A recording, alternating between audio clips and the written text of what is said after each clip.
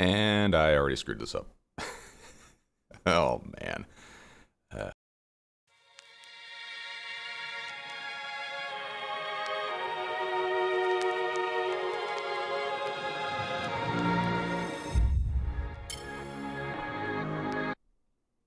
All right, here we go. Welcome to the live stream, folks. My name is Dan. This is TweetFPV. Welcome to the show, because wouldn't be us if it wasn't like that.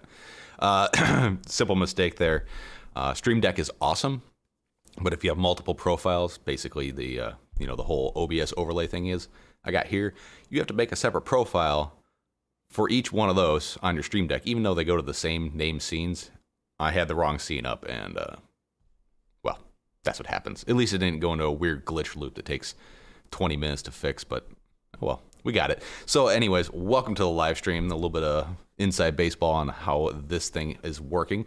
Rob Logan, welcome so much, my friend. Thank you for coming to the live stream. Eric Allen, missed you yesterday. Wish I could have seen you at the race, which was awesome yesterday. Perfect weather, nice slight breeze, not too hot. It was really nice. Not a lot of carnage yesterday either. Spook FPV, welcome to the live stream. Thank you for coming. Robert, welcome as well. Coffee sponsored by my friend at Blue Moon Coffee, or sorry, Ruby Moon Coffee. If you want to get yourself some, look them up on Instagram, or well, there it is there. And I think I have the autofocus thing fixed with this camera. Seems to be working way better than it used to. Oh man, I don't know what I would do without coffee. Anyways, if you want to get a hold of me on the live chat, type @TweetFPV. It'll light up in orange, kind of like this, like this guy here. Oh wait, no, that was me. Like this guy here.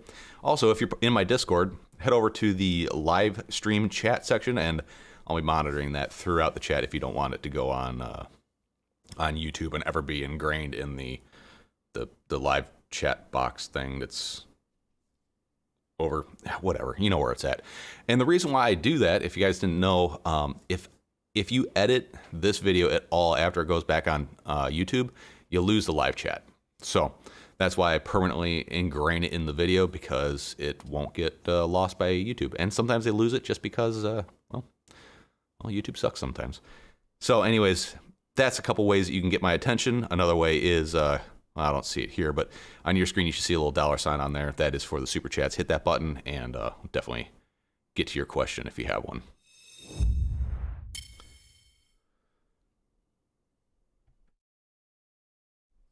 And if you want to get over to my Discord, head over to tweetfpv.com, click that Discord link there, and if you want to become a patron like some of these fine folks up here at the top, that's how you get there. Or you can just go to Patreon and search for TweetFPV. Either way, it all works.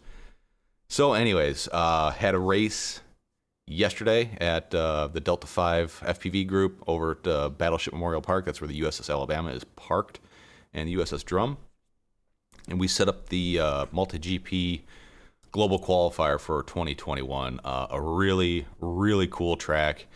I could see after a little bit of practice being able to get quite a bit of speed on that track. It flows better than I think the last two global qualifiers did, at least the last two that I had tried. I really like the track. Didn't take super long to set up, but we did spend a good portion of the morning setting that sucker up. And got some sound in the background. Changed the audio setup yet again, so if things sound a little out of whack, let me know. If the music's too loud, let me know. Not loud enough, let me know. If I'm too quiet, basically, if something's weird, and I know you guys will tell me, but let me know. Let's see. Spook. Side note, use vMix with Bit Companion if you want more flexibility. I have no idea what any of those words mean.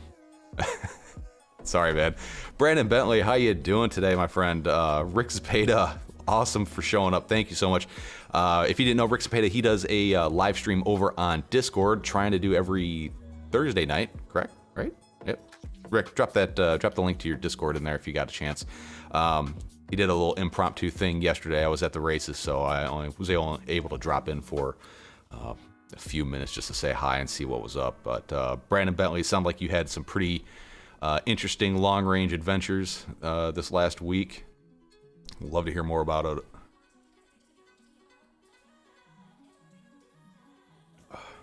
God, I love coffee.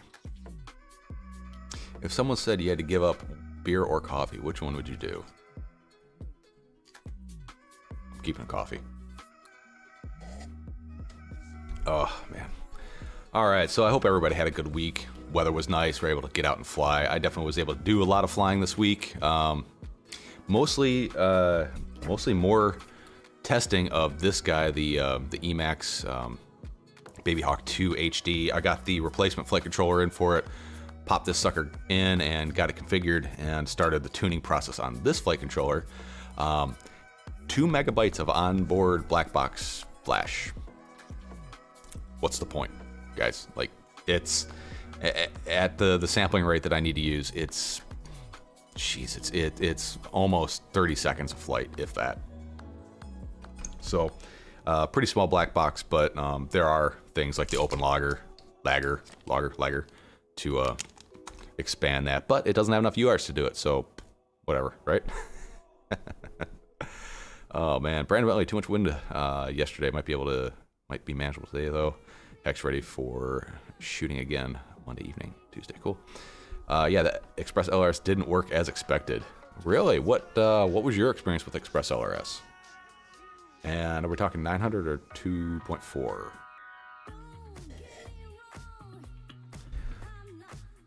All right. So, anyways, I do have a Teespring account now. If you want to get some Tweet FEV branded merch, I got some pretty cool shirts over there with a pretty cool logo. It's this Tweety Bird logo, not Tweety Bird, but orange tweet, or yellow tweetish type bird on it.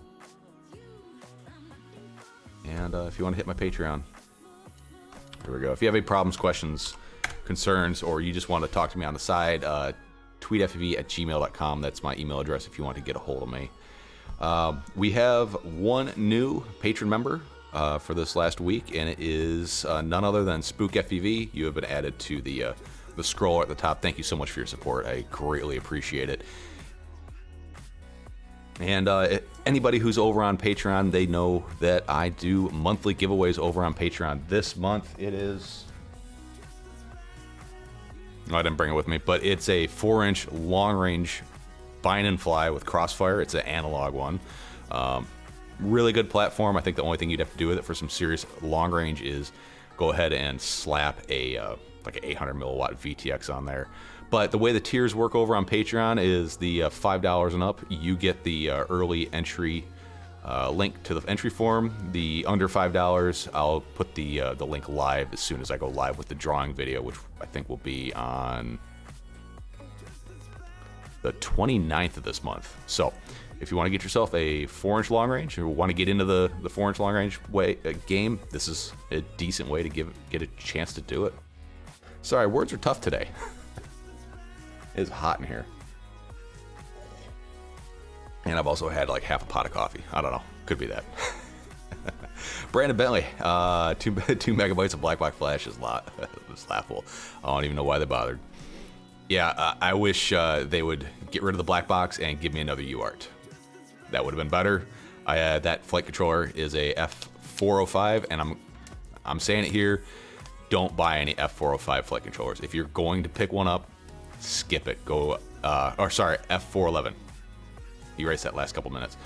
F411, don't buy them. Go with an F405 or an F7. I got a feeling F411 is going to be phased out soon. Brandon Bailey, Happy Model 915, got out to 2 kilometers on 250 milliwatts, barely turned around and lost all control. Returned to home, brought me back, but kept glitching signal. Interesting. Oh, reseating the module. Yeah, there is some issues with the quality of those little grabby pins that are on the back of the XJT modules. Almost everybody universally says if you have an XJT module and you're using it in the back of your radio, you want to bend the pins just a hair, not a lot, just a little bit. That way, when you put your module in, it really engages those spring-loaded pins in the module. Yeah. Spook FPV, yeah, over on Discord, he was having some issues with binding to basically a model that was... he had a radio that was in LBT mode and on 2.0 firmware, so yeah, we got him going. So I know it's not an elegant solution, switching back and forth between firmwares, but hey, it's something. But I really do recommend if you're in the FrSky ecosystem, definitely pick up a multi-protocol module. It will basically expand the capabilities of that radio to be greater than any other radio on the market. As much of a pain in the FrSky is, it is the most capable radio on the market for various reasons. Oh yeah, that's right. It is Mother's Day. Happy Mother's Day to all the mothers that are watching this. It's probably Zero or maybe my wife if she's watching. I doubt it. Yeah. So, if I'm what's keeping you from going to talk to her or see your mother, basically just turn me off. And I shouldn't have to tell you that by this point. Land at home, and let's see, Brandon Valley, land at home, ready to rip it all out. But I saw the UFI cable was only glued. I actually snapped on the socket on the RX. So check the happy model connections. Okay, so that was the receiver side you're having issues with, not the transmitter side. Interesting. Speaking of Express LRS, I know this isn't going to focus.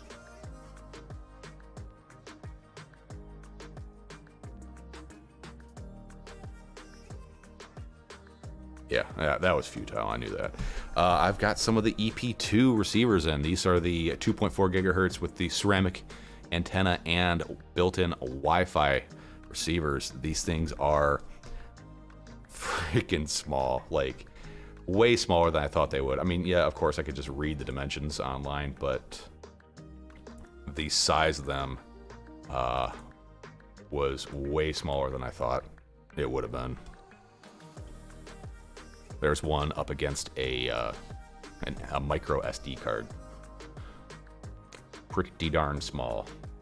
Very impressive.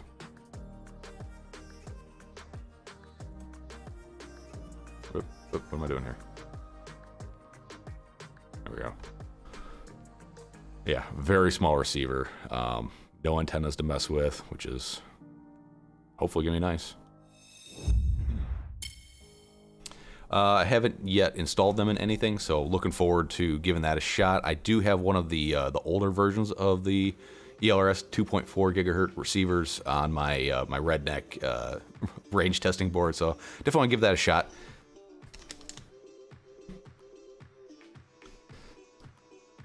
Let's see. I'm not giving up on Happy Model yet. I do feel it was my fault for not noticing that. Yeah. William McEwen, how you doing? Welcome to the live stream, my friend. Rick Zapata. Will the 2.4 gigahertz Express LRS run on OpenTX 2.3.11, or you still have to run the...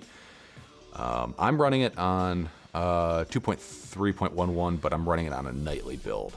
I haven't tried doing a release build, but it should work for... I think they're integrating it into 2.3.12, which hopefully should be out soon.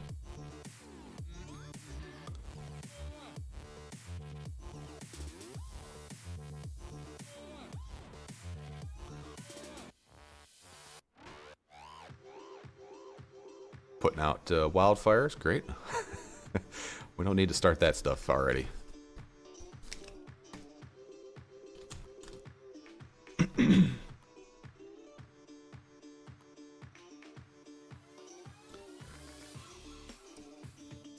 All right, so last week and the week before that, I put out a couple questions to the community. One was, what is your least favorite FPV retailer? And YouTube being awesome like they are, they only gave me 5 options to put on here. So I know there's a lot of manufacturers I didn't include on this list, or retailers I didn't include on this list, but we had Power Drone, Race Day Quads, Get FPV, HeliDirect, and Progressive RC. And overwhelmingly, the least favorite was Get FPV, and a few people put various reasons why. If you want to find out what their explanations were, head over to the community tab, and you can read those. I'm not going to go over them today, but I figured the yin to the yang, we got to see what is your your favorite, and overwhelmingly, Race Day Quads. 51% of people who voted out of the 215 votes said Race Day Quads is their favorite shop. For whatever reason, I don't know. Service, price, availability, things like that. And the least favorite was Heli Direct, but you really can't read too much into that. Maybe it's just they don't have the exposure. They're not saying that I don't like them. They're saying I do like them. But if you combine these two things together here, perhaps we can get a picture of what people's thoughts are. And you know, again, this is just polling. People are clicking buttons for who knows what reason. But anyways, there's some data there for the community. If you're looking for a place to go purchase FPV parts and you're in the US, or even if you're not and you're trying to ship international, Race Day Quads seems to be the place where most people like to shop. And if you're going to shop at, Race Day Quads is where everybody shops at. That obviously here, that's where people prefer to shop, is Race Day Quads. And if you're going to shop at Race Day Quads, I now have an affiliate account with Race Day Quads. If you're going to go shop at Race Day Quads, you can buy anything you want. Click that link, that Race Day Quads affiliate account I just put in the video description, or go to tweetfv.com and click the link there. I'll get a small portion of the sale of whatever it is that you purchase.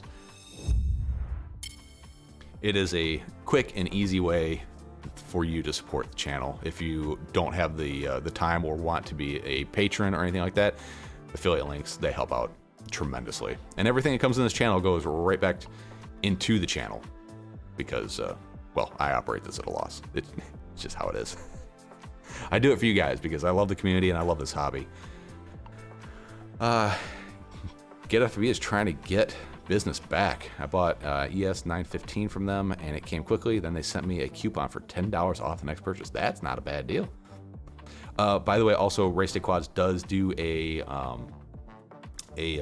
rewards thing. I think it's let's see. I don't remember how much we came up with it. I think it's like 5% or 10%. Basically, make an account. Make sure you check out with your account, and you will get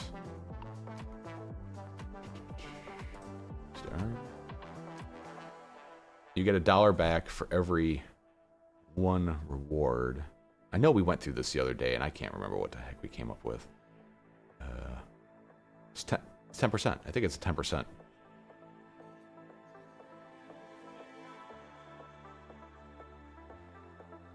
I don't know. But anyways, there's a rewards program. Check it out. People that are much better at math will William McHugh, my tweet FB, my Race Day affiliate contribution should quickly exceed my Patreon contribution.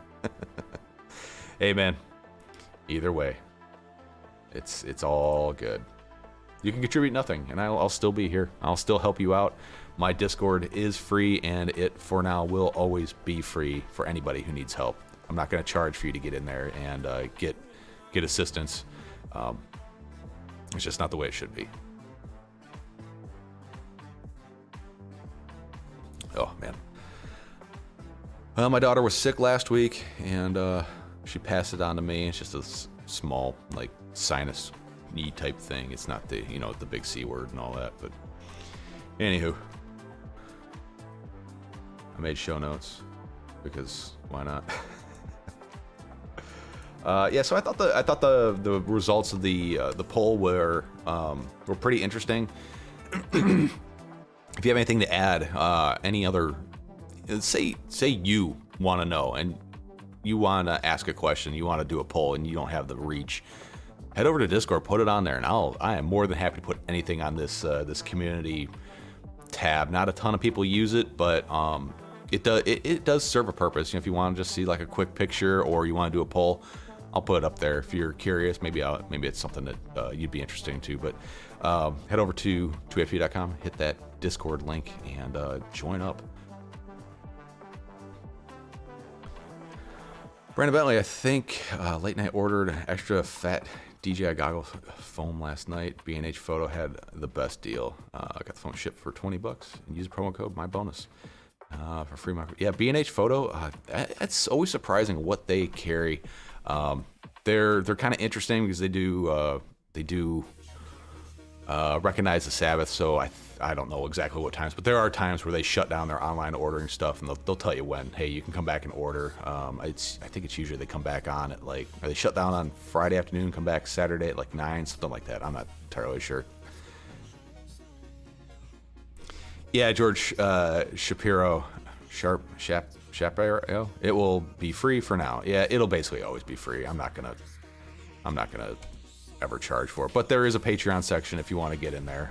So there is a members only, Patreon members only, big difference there. Patreon members only section to my Discord, but most of us are down in the general chat anyways because it makes no difference.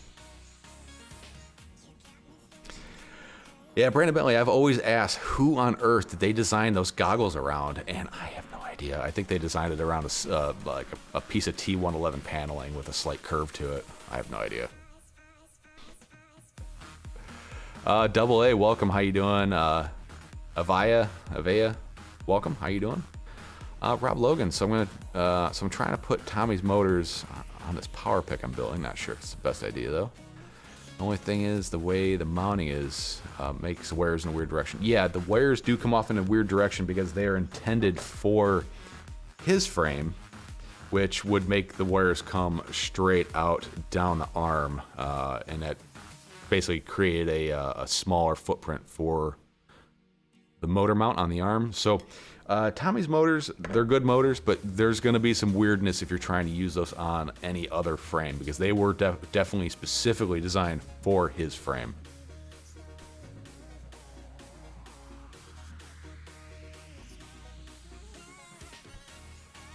Yeah, all right, let's show this. Rob Logan's finding out what happens when you have specialized stuff here. So because of the way those motors are designed, they are going to come out kind of at a weird angle. My best suggestion is kind of do what you're doing here with this motor. Kind of go up and over, or just tape it down to the arm as best you can. I do love the fact that these wires are all joined and they're kind of glued together. More manufacturers need to start doing that. I think that's definitely the way to go. And it's easy to separate. You just pull them. But that's really cool.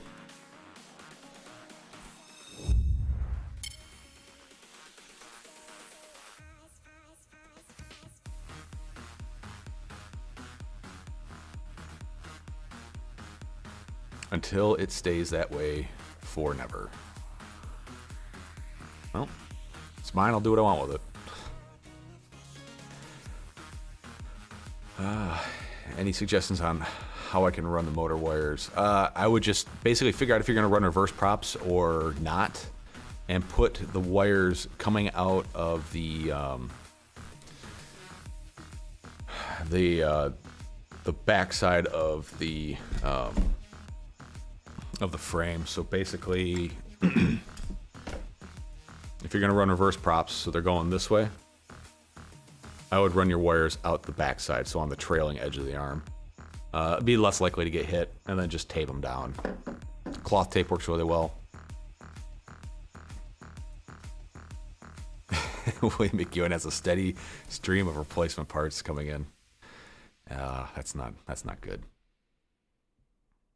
I feel like I'm putting an order in every week. Yeah, when you first get into the hobby, you are buying stuff left and right, especially when you figure out you really like it and you're building your own stuff. It seems like Pyro and Race Day Quads are showing up like every other day.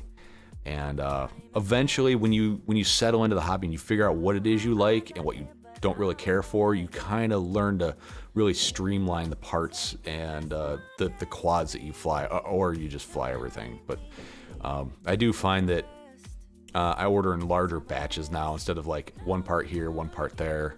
I try to shop around, so I'm just trying to get everything from the same place. Rob Logan, yeah, the bottom and top side were my possible wire running ideas. If you're gonna bottom mount the battery, then mount the wires underneath the arm. If you're gonna top mount it, that's a top mount or a bottom mount frame. So yeah, I would run the wires along the underside of the frame, but eventually you're gonna have to come up. So instead of going under and out from underneath on the same side, make sure you cross directions. Otherwise, the wires are going to be really easy to kind of come off the arm and kind of be flapping in the breeze, especially if your tape gets cut. Just play around with the way the wires go. You'll eventually see what works the best without using a ton of wire and adding extra weight to it. I just completed my 30 hours on liftoff. All right, man. So you're pro pilot now. Yeah, liftoff, it translates as far as like how the quad moves in relationship to the sticks, but it's not perfect. It is very different flying in real life, but at least you have the muscle memory down of which way goes left and right. But the big thing people need to do when they start doing the simulator stuff is you need to make it so you have to use an arm switch. Make it so it's exactly the same as you would when you're flying. Turn off God mode, turn on prop damage, turn on all those things. Because the first thing you're gonna do, especially if you're really used to the sim where you can just hit everything and your quad's fine, is you're gonna hit a tree and it's not gonna be like instantaneous muscle memory to hit the disarm switch, and you're gonna kill an ESC or a motor, something. So anybody out there who's listening who's really into the sim, especially when you're learning, put on prop damage, put on your arm switch, because you want to be able to build that muscle memory not only of how the controls work, but when you screw up and crash, to quickly disarm, because that is going to save a ton of parts and heartache for you when it comes to flying in real life.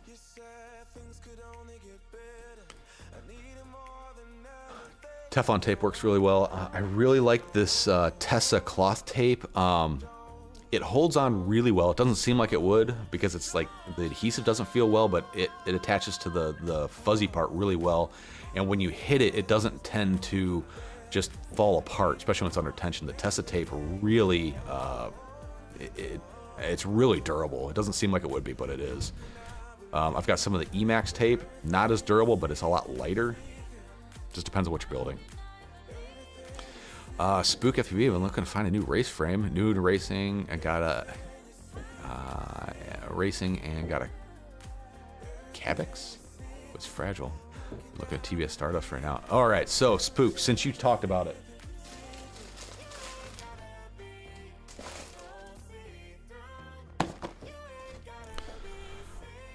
just got done with a race yesterday, and I'm super pumped about racing, so I'm going to be doing a Super Chat giveaway for a racing frame. This is the Korea Talon V2. This is probably one of the most, not probably, but I bet you this is the most durable race frame on the market right now. Because it's plastic. And you're thinking, why would I want a plastic race frame? This thing is damn near indestructible. I know people have broken it. I get it. Nothing's indestructible, but this is one beefy boy of a frame. So, Korea Talon V2. I had all the intentions of the world of building this guy, but I just haven't had the time, and I want to move this along to somebody else to get them into the racing scene. And you know what? Race quads fly acro just fine. If you're not the person who's gonna haul around a GoPro or a high-def camera, this works great. So, I know it's a little early to announce this, but we're going to do a Super Chat giveaway for the Korea. Okay, it's reversed in this camera, but it's fine on OBS. All right. Korea Talon V2.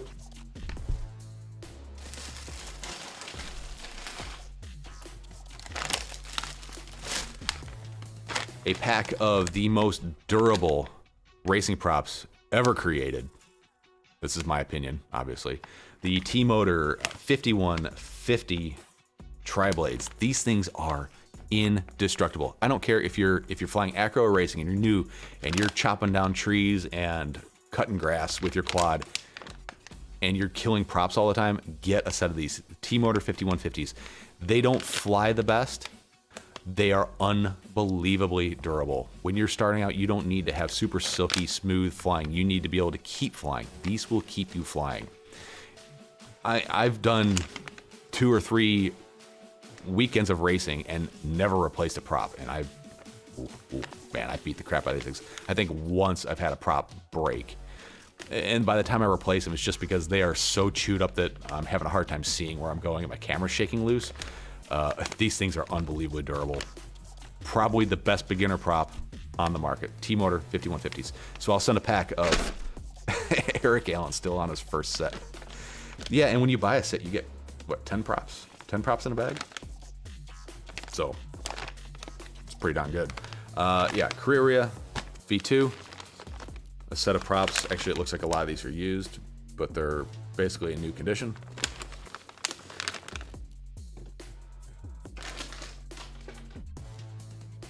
And if you're a large, I'll throw in a t-shirt. I don't know what this has in it, but it was something that was sent to me in a FUV crate. But it's a large t-shirt. I'm more than large. So anyways, if you guys want to do a super chat giveaway for that, let's say, what? Do $5? $5?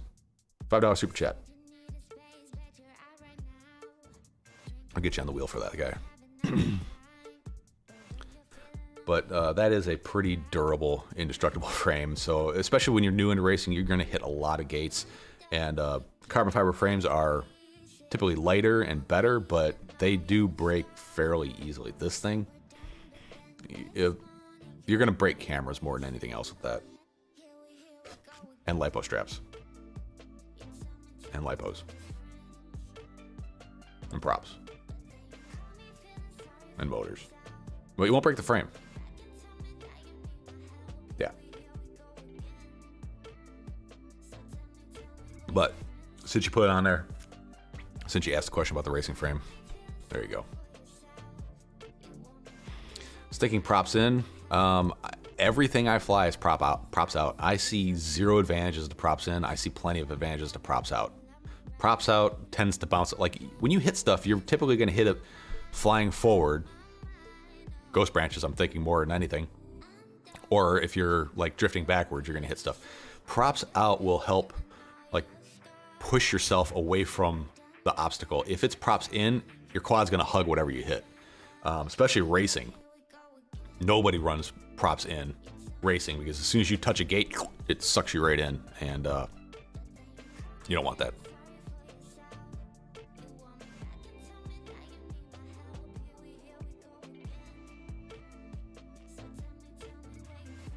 Yeah, basically, yeah, Rob Logan, run the wires the opposite direction of whatever direction the props are spinning.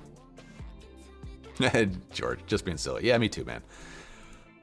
No, there's way too much good to be done by making things open source, basically. You know, like my Discord, it's kind of an open source thing.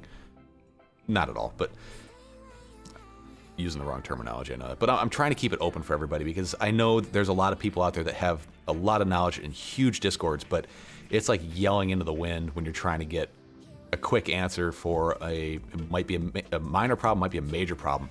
And I don't want the fact that you haven't signed up for this and gone over there and done this to be a barrier. Signing up for Discord is about the only barrier you have to have.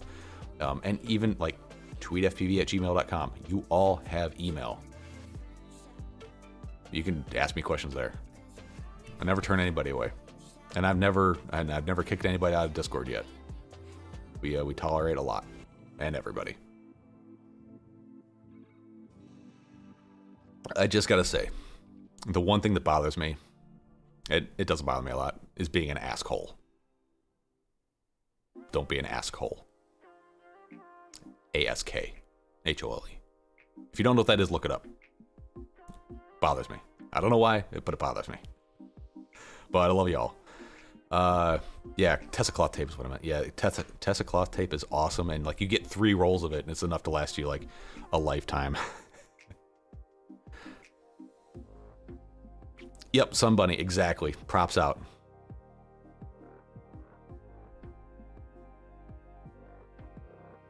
Yeah, I always forget about the battery simulator. Among DRL and Liftoff, which one do you suggest? Liftoff is the one I suggest. All right, so when I started doing simulators, I had a Microsoft Surface with a internal and a dedicated GPU. DRL is the only one that ran good, even though it looked better. It utilized that dedicated GPU that was in there. So they all have like trial periods, so definitely download it, try it, make sure it runs decent on your computer. I don't know what you're using, but make sure it runs decent, and if it doesn't, return it quickly. Don't get trapped into one. So I have basically all the simulators for doing acro and just kind of having fun liftoff, but I do a lot of racing, so everybody who races is on Velocidrone. Velocidrone is my pick. If someone said you can only have one, I'm going Velocidrone. It's just me. I really like Velocidrone. They've been doing a lot of cool things. They have whoops now. They have combat, which is really fun. It's kind of cool. Basically, you're flying around a quad, shooting other quads. It's kind of silly, but it's a fun way to force yourself to learn how to fly without like focusing on flying through gates. You're flying around trying to chase somebody else, which is, one would argue it's more dynamic than trying to fly through gates, because you're trying to do quick split S's and whip turns and things like that to try to get back to the person that you're going after, or to get away from the person. So it adds a very dynamic level of learning to the simulator. But I'd say if you're going to pick one, Velocidrone. If you're going to be nothing but acro, liftoff, DRL's fun, but it's not realistic to the way you're going to fly your quad, because DRL sim is like full throttle all the time on a very heavy quad. Marco, welcome. How you doing, man? I got 3 sets of T-Motor 5150 props. That'll last you 2 years. Eric Allen, how was the race yesterday? The race was great. The weather was awesome. It was a nice, cool breeze coming off the bay. Sunny, not a cloud. Well, I mean, it was a little bit cloudy, but you know what I mean. It was great. Had a lot of fun. We had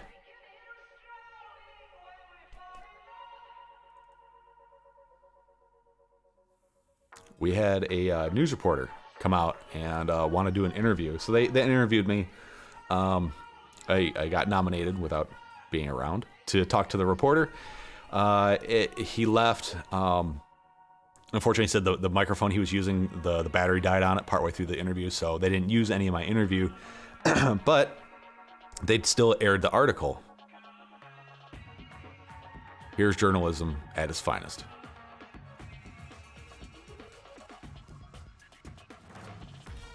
Can you guys see that? You know, I know it's just like a quick 30-second spot they're gonna do, but for sakes, I mean, that's not even close. There were 7 of us, not 200. Oh, it is so, journalism's so bad right now. Actually, I'm gonna air this. I'm gonna show this. Hopefully I don't get. The need for speed. Hopefully this fastest pilots flag me. Zipped across the skies of will. Mobile this morning without ever leaving the ground.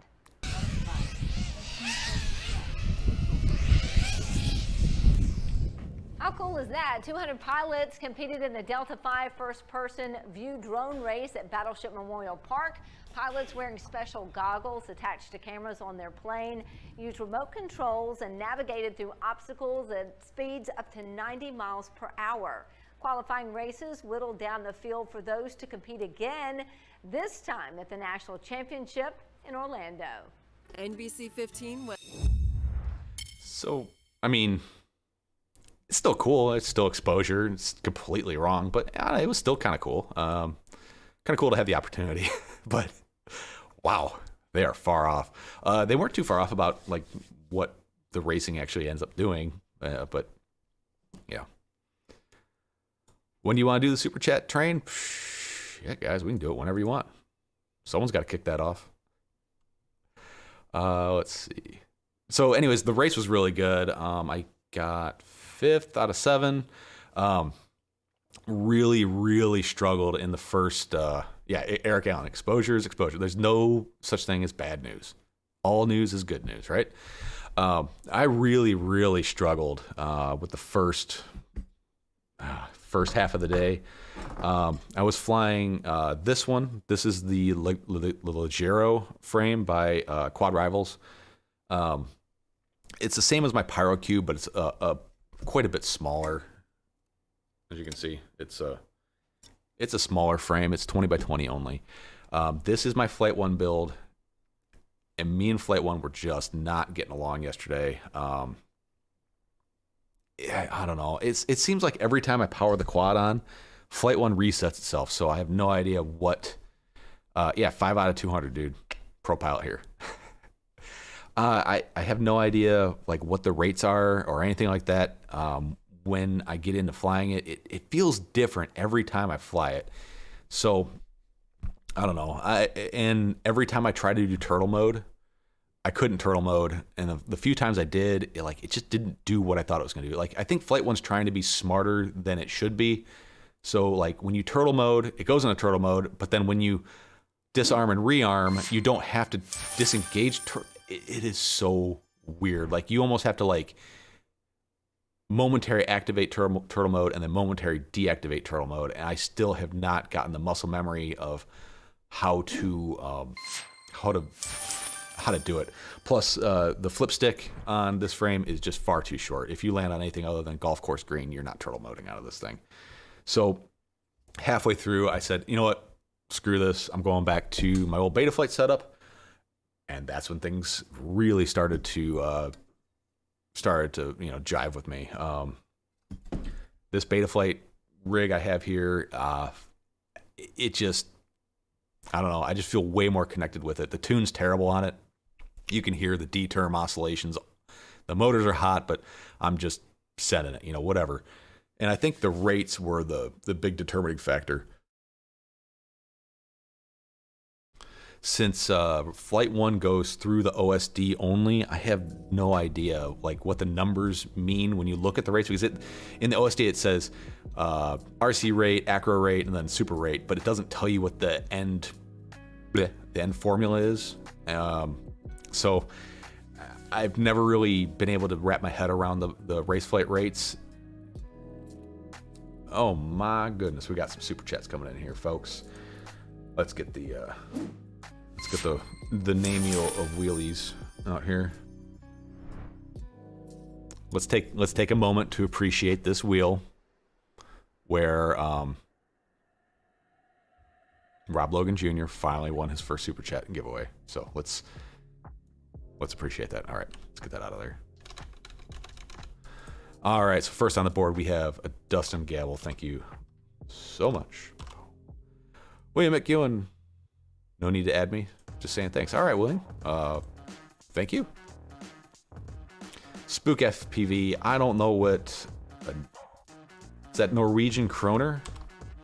100 of them. What does that end up in U.S. Dungaree dues?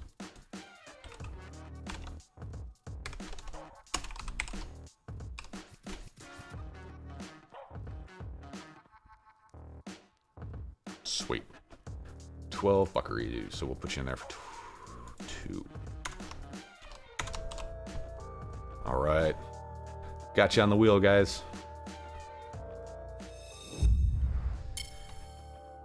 So anyways, pulled out the old Betaflight rig. This thing has been like all reliable. I hate damn near everything about this build. It's using a iFlight Sussex F7 Twin G. Actually, the only reason I hate it is it uses M2 hardware, and this is an M3 hardware type frame.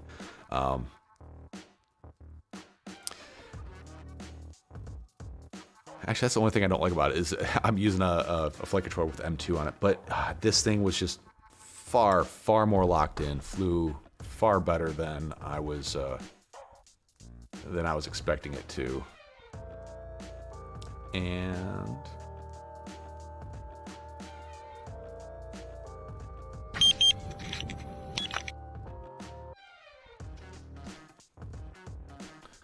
see, I don't think I pulled any video from flying that thing, so that's all right.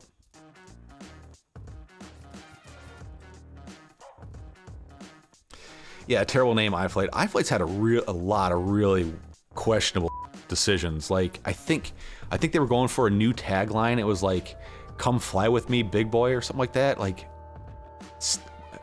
what what the are you thinking? Like, that is not appropriate for a company's branding. Like, it's like we got a sex shop here in downtown Mobile. It's called the Gift Spot, but it's just a big capital G, and then the IFT is super small. And they have some really inappropriate postings on their billboard by the road. And I'm thinking, like, iFlight, like, this is not what you are. That's not like, what are you trying to sell here?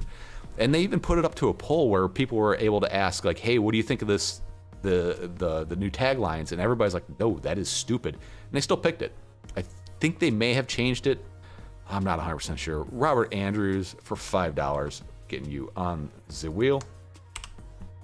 Thank you so much. It sounds kind of weird and definitely not appropriate. Like, you're a company, just pick something neutral, like iFlight, where dreams are made. Like, isn't that what your old logo was? I don't know. I don't know.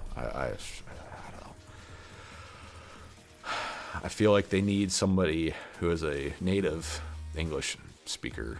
Actually, you know, that's pretty closed-minded of me. I know we're not the only people who shop for this stuff, but is Sussex ESCs and flight controllers, is that weird if you don't live in the US? Like, is it weird to everybody else, or does it make sense to somebody? Yeah, where dreams fly. That's what it was. What is wrong with that? That is a perfectly acceptable tagline. That was fine. It was fine, iFlight. Don't change it for the sake of changing it. Oh man, it sounds like the people I work with. We change stuff just to change it. It was a perfectly fine tagline. There was no need to change it. So talking about the way that the Betaflight race quad had, or the way it was flying, I came home and I was like, I have no idea what the rates are on that quad. It felt like a scalpel. Like, it was just point and shoot. I was really happy with the way I was flying. And it was the same way with the last race 2 months ago. It just was really accurate. And I came home and I plugged it into Betaflight, and here were my rates.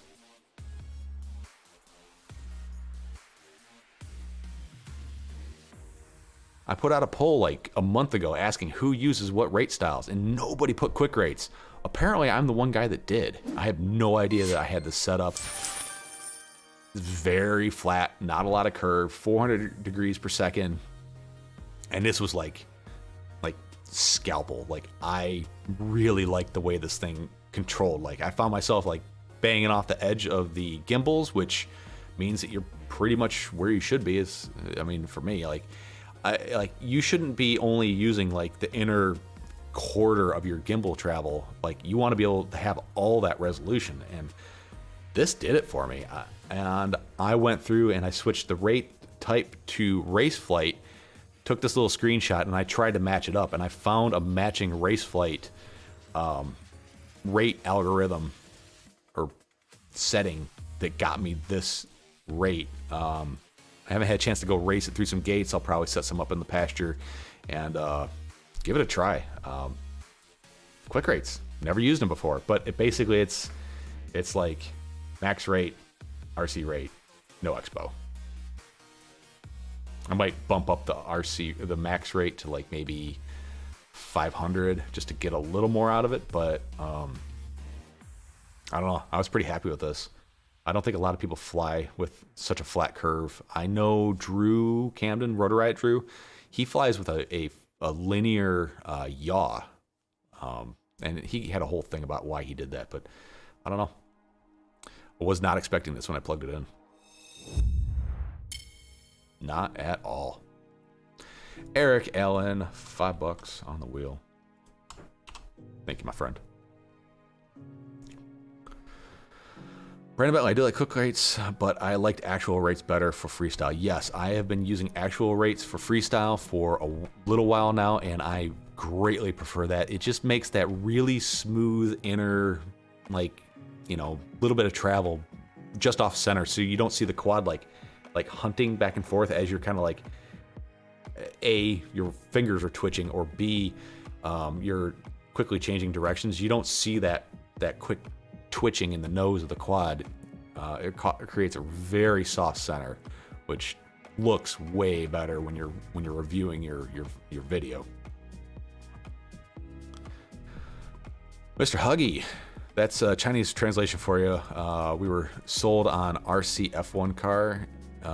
We once sold an RC F1 car. The Chinese translated the logos and emblazed on the side was terrible velocity. Like just hire something, just somebody who's fluent in, like, I don't know if it's is the translation just not there, or do they don't have anybody who's fluent in English, or I don't know what it is, or maybe they just don't really give two. I don't know. Quick rates are fun for zipping around though. I think you can copy quick rates with actual rates though. Yeah, I think you can I think you can basically duplicate them a little bit. Plays 3D RC. I'm at 1,000 on mine. Jeez. That was the thing when I first got into flying FPV. Everybody was like, what their rate is. Like, oh yeah, I'm at 1,000. I'm at 1,200.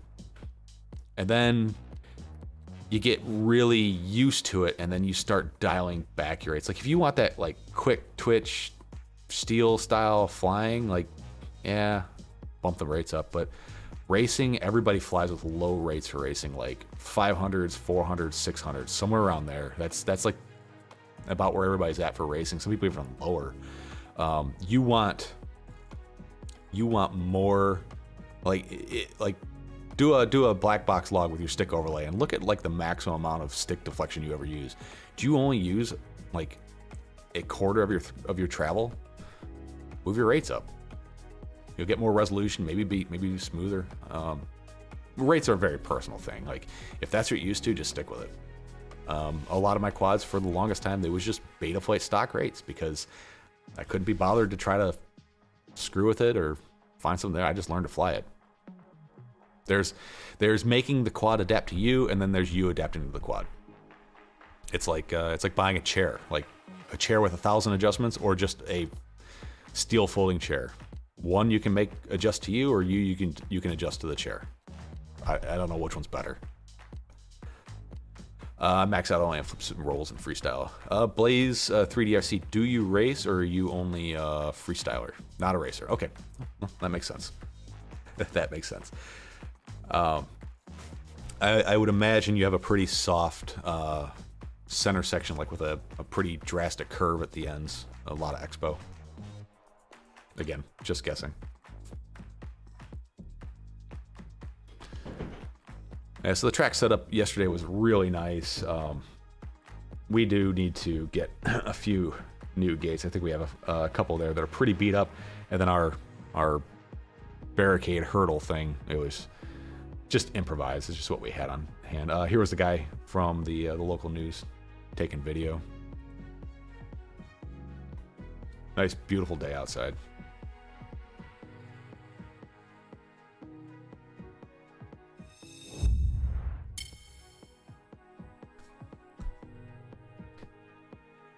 Recently, I've had a lot of people asking about the Delta 5 FPV racing timer. This guy here, Bardwell has brought it up a few times on a few of his videos and live streams, and there's been some resurgence in my my build videos of this guy.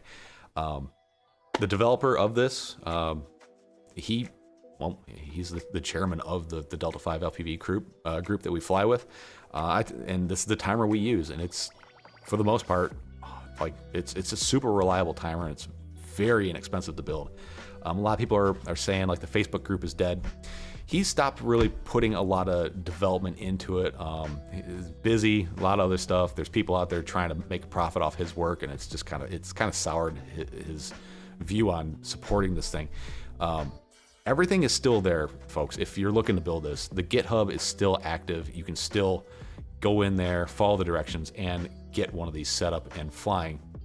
There are other branches of this thing that you can build, but I talked to him about trying to get the ISO images. And ISO images basically flash it to a SD card, drop it in the Raspberry Pi, and you're good to go. I've talked to him about trying to get the ISO images, and I'll post them up on one of my hosting sites, just so everybody can have it. Most people who want to build this, they just want to be able to throw some cash at it and have this. I have considered making a few of these and selling them to see kind of what the market is for it, because like an 8-way lap RF is like stupid expensive. How much are those things?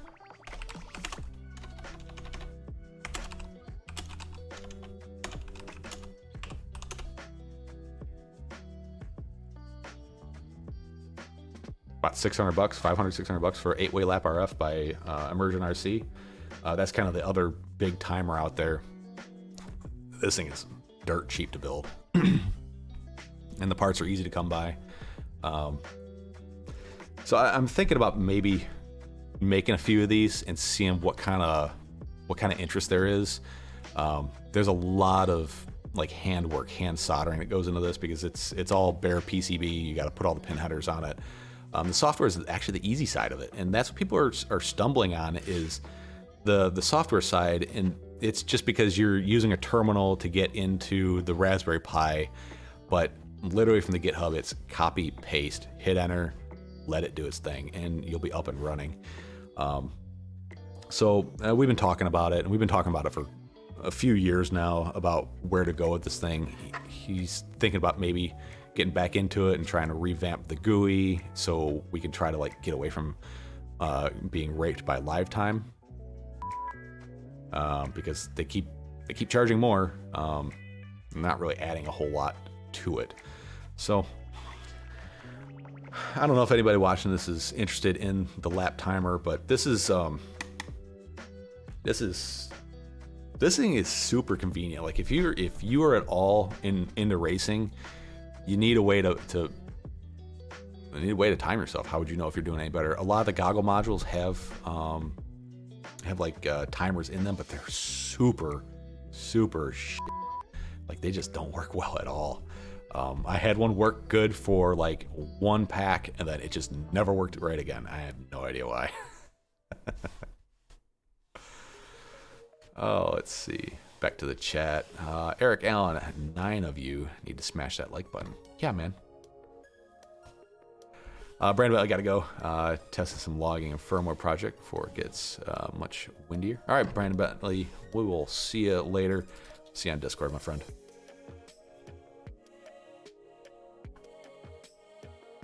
Yeah, there it is. There, Brandon Bentley posted the GitHub to the timer project. Can I get 2 in a row? Probably not. Hey, man, you never know. Ask William McEwen how that works.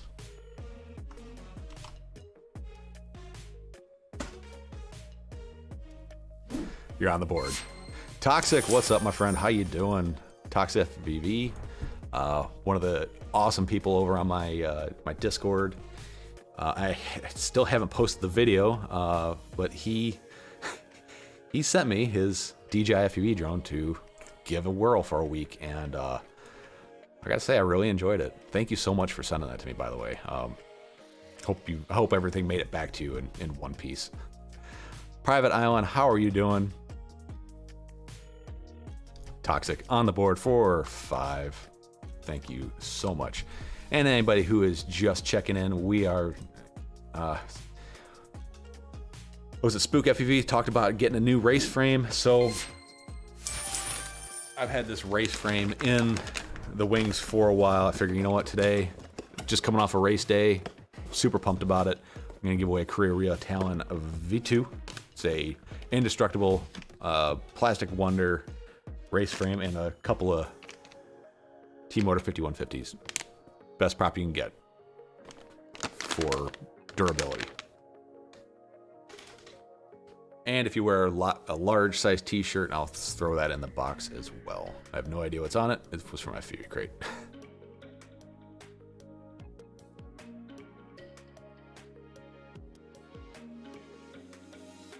Hit 90.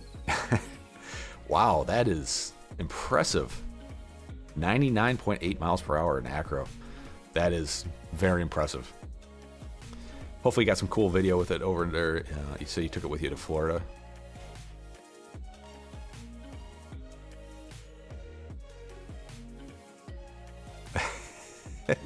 Kids are so stinking observant. Like my daughter, she doesn't listen to shit, but damn, she can hear everything. Like I just whisper something to my wife. She's like, "What? I heard that. What am I doing today?" Like,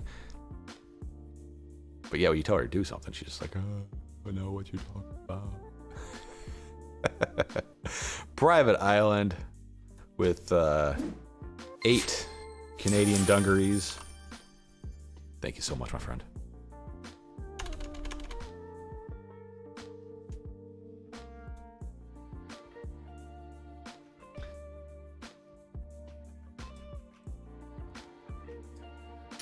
So one of the guys that I race with, real good guy, he started using Ghost, and this was his first, I think, real time out racing Ghost. And he has, I think he has 3 quads that are basically identical, but one of them he left with an old ACCST receiver, and I think an RXSR. And he went out and he flew the Ghost all day, and then Toxic on for another one. Let's get you on there, buddy. He decided to. So the best way to tell if you're really noticing the difference is go fly the new protocol, the new sweetness, a bunch of times, then go back to the old, and you will definitely see the difference if there is a difference. He came back from one flight on the old RXSR and it's like, this is shit. He said it is garbage to fly, and I believe him. I did the same thing with a back-to-back comparison of Tracer on my tiny trainer, and you know, I flew 2 on Crossfire, 2 on Tracer, and then went back to Crossfire, and it was like, whoa, that's a big difference. And that's from Crossfire. Crossfire is pretty fast. So I gotta imagine going from like an ACCST system to Ghost and then back, you'd definitely be able to see a difference. But the big talk of the town is so I missed something here.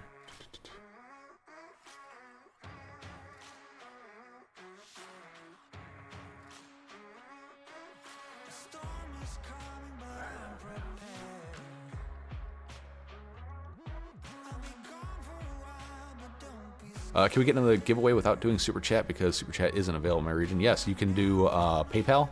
Go to tweetfv.com. Oop, there you go.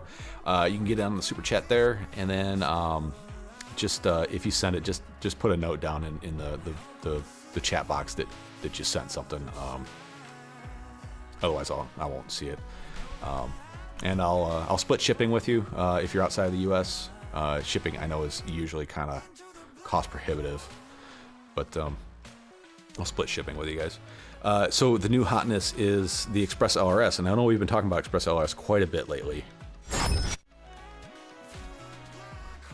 But I managed to get some of the 2.4 gigahertz receivers in.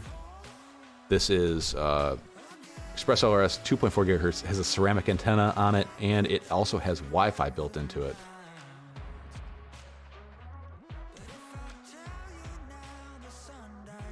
There we go. And these things are tiny. They're like 10 by 10.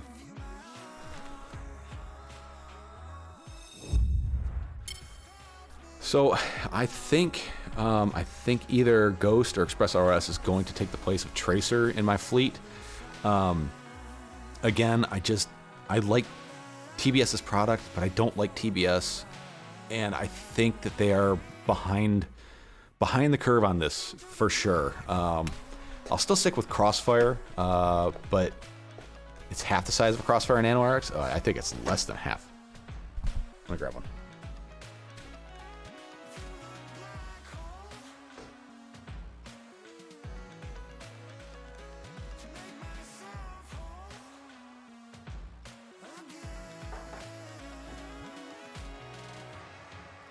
All right. Yep, it's about half.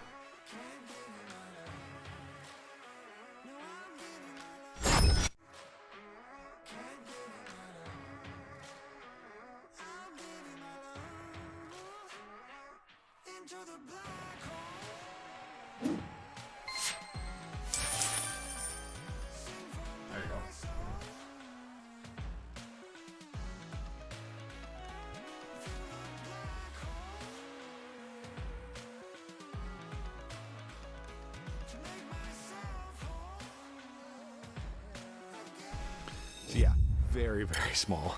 Very small receiver. No antenna to screw with. Mike Bergman, how you doing today, buddy? Get you on the board for dose. Thank you for your support. Yeah, the onboard antenna is kind of what's selling it for me. I think 900 megahertz. I'm definitely gonna stick with Crossfire. It's just a trusted, proven platform, and I'm not looking for like extreme performance. But maybe I'll move from that as well. I don't know. We'll see. Damn, that's what she said. Hopefully not.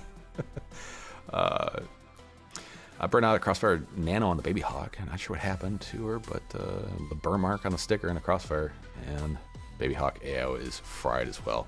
Well, that was going to happen anyways. Baby Hawk, yeah. Sorry about your loss there. Contact Emacs, and they'll send you out a new one. They sent it really quick. I guess they had a warehouse in California that had the flight controllers. I got one in about a week. So, back to the Ghost thing. So he had 3 quads, 2 on Ghost, 1 not on Ghost, maybe 3 on Ghost, 1 not on Ghost. One of them fail-safed a bunch of times. The other one didn't. I'm not saying it's an issue with Ghost. I think it might be a hardware issue, and that's kind of what he's thinking right now.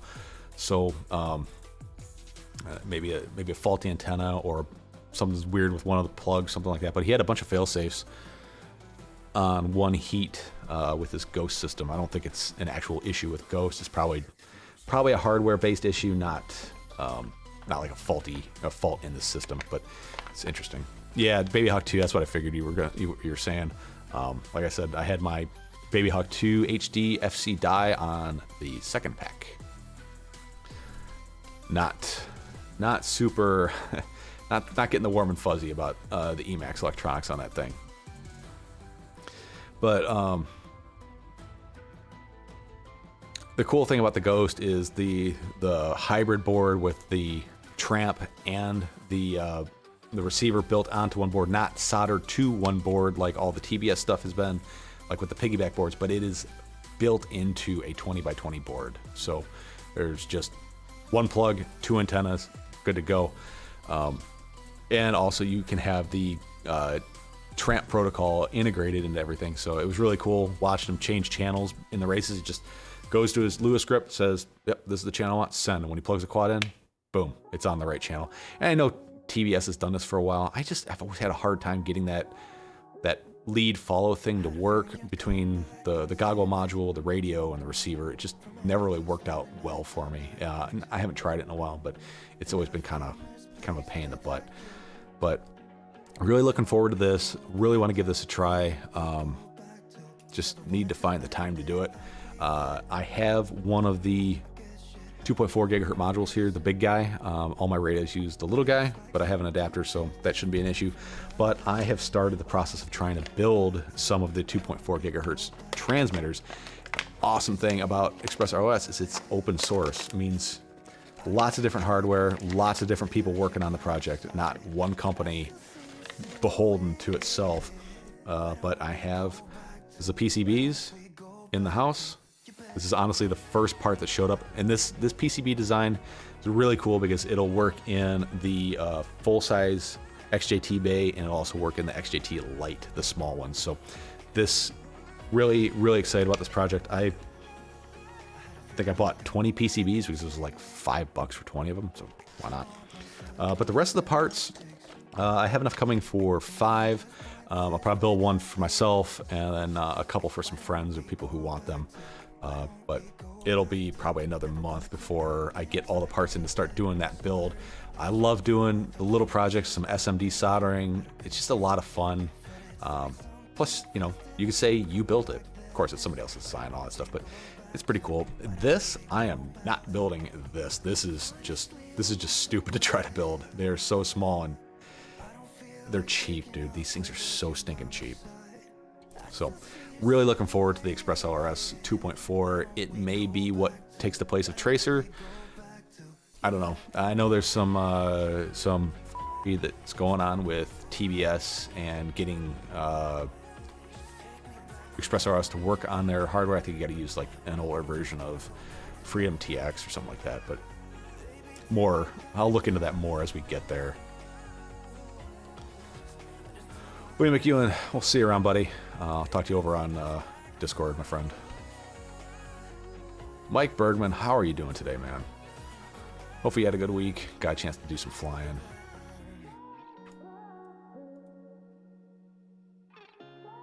Let's see, with the antenna on board, how does it interfere with, or how will it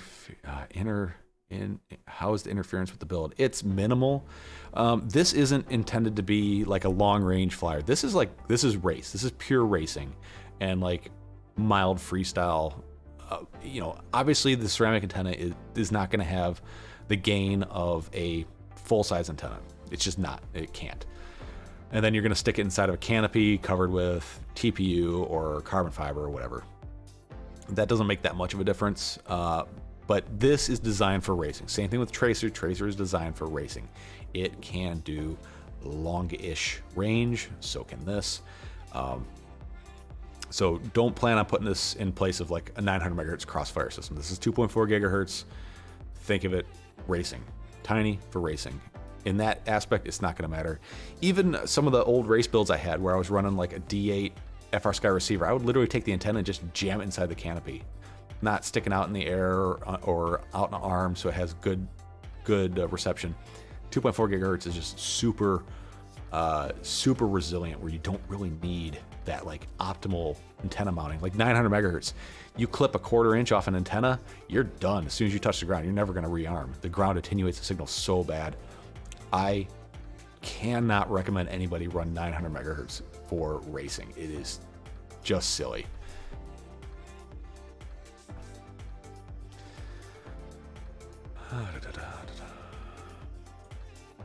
Going through the chat.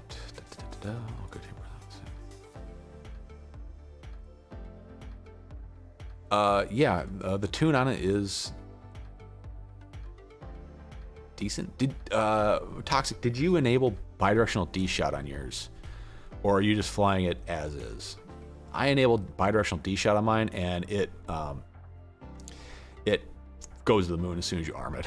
So there's some issues with bidirectional D-shot on that board. I really haven't put a lot of time into diagnosing it yet. With bidirectional D-shot off and like the ESC, the RPM filtering off, it flies pretty good. There's definitely some better that can be done, but the tune's fairly decent. Toxicity, DJI should pay you for advertising every time you talk about it. I want one. Marco, tweet, what do you think about Happy Model hardware for 2.4 gigahertz transmit? Is it smart to go with DIY modules or flash it on Ghost? So I do have Ghost here, and I was thinking while I was waiting for the parts to build my 2.4 gigahertz Express LRS, I would just go ahead and flash this guy.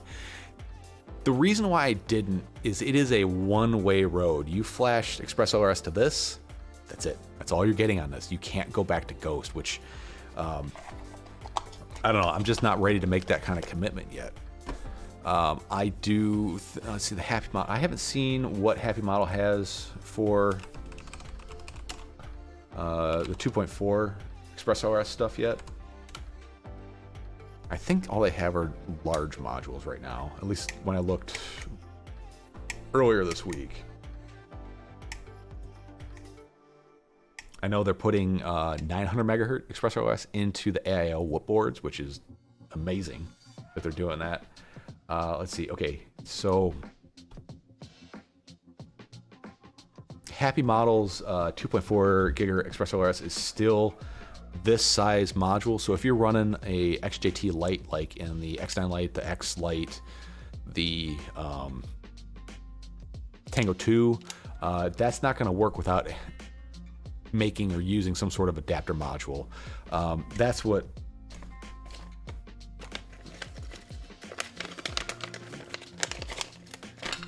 this PCB comes in. I'm building my own 2.4 module that, and this PCB will work in this form factor and in the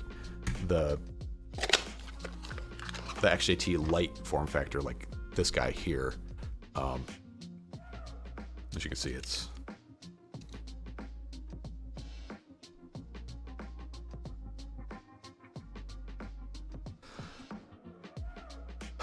let's see, you asked a question. Try to answer a question. What do you think about yeah, if you're gonna go with, if you want a over-the-counter solution for 2.4 gigahertz, that's fine. Go with Happy Model. Just make sure you inspect everything. It's a DIY kit, so I don't know if it comes with the 3D printed box or if you have to do it yourself or have a buddy 3D print it. But I know I bought the 900 megahertz. It didn't come with the case. I had to print my own. Not a big deal. But I'm gonna build it myself because I don't know. I like the DIY nature of things in this hobby, especially if it's good. You know, which this has been proven to be more gooder than just about everything else. But if you want to just quick and dirty way to do it, you can flash it to Ghost. I think there are some downsides.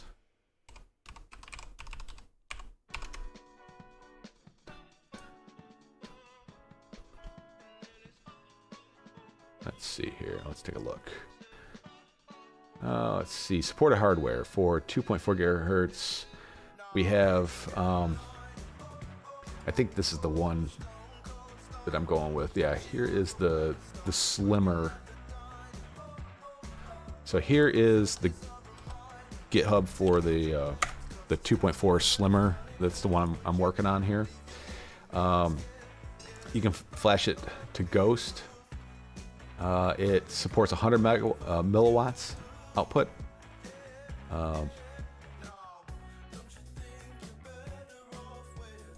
Not really sure what 27 dB ends up being.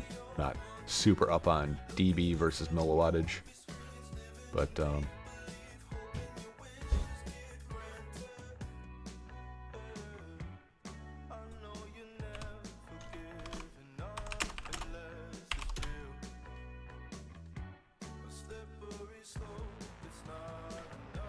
$20 dB. So the Ghost Light will do 20 dB, and then the full size one will do 27.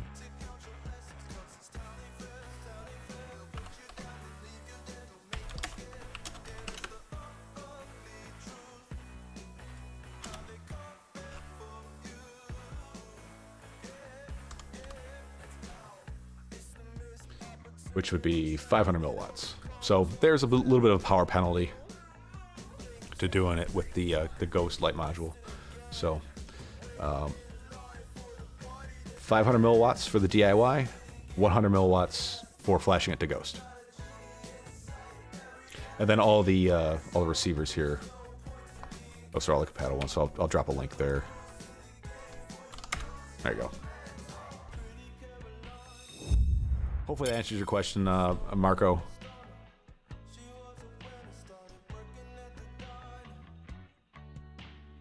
What's the expected max range of the LRS 2.4 ceramic? Let's see.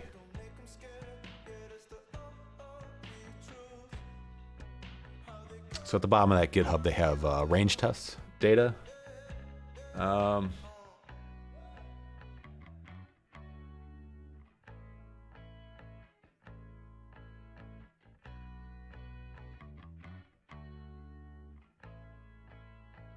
I don't know what receivers they're using with this test. So here we got 33 kilometers on 2.4 gigahertz, 100 milliwatts. I don't know if this was a ceramic. You have to do a little bit of digging yourself. Let's see, what's the max on 3K? Oh, here we go. Ceramic chip antenna, 3 kilometers. And that wasn't at a failsafe. So that's pretty good. That's pretty darn good.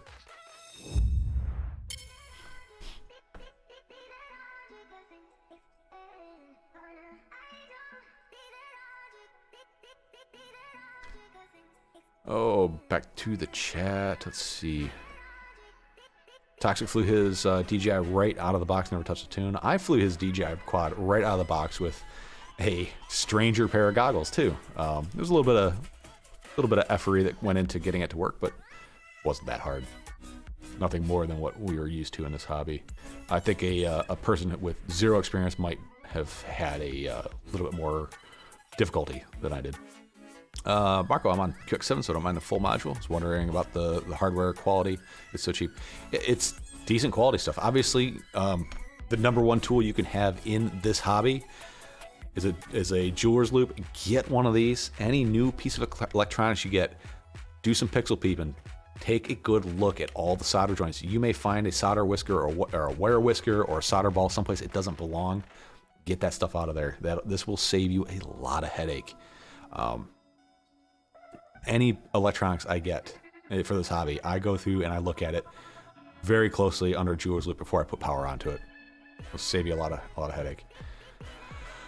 Let's see. So yeah, I wouldn't have any hesitation with going with the heavy mouse stuff. Obviously, trust your gear, especially if you're trying to try doing long range stuff. You got to trust your gear, and that's by incrementally stressing it.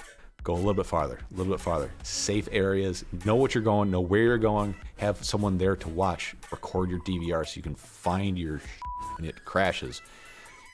Then you can just keep stepping up, but don't put an unknown system, unknown camera, unknown VTX, unknown transmitter, and then just like send it and expect to get it back.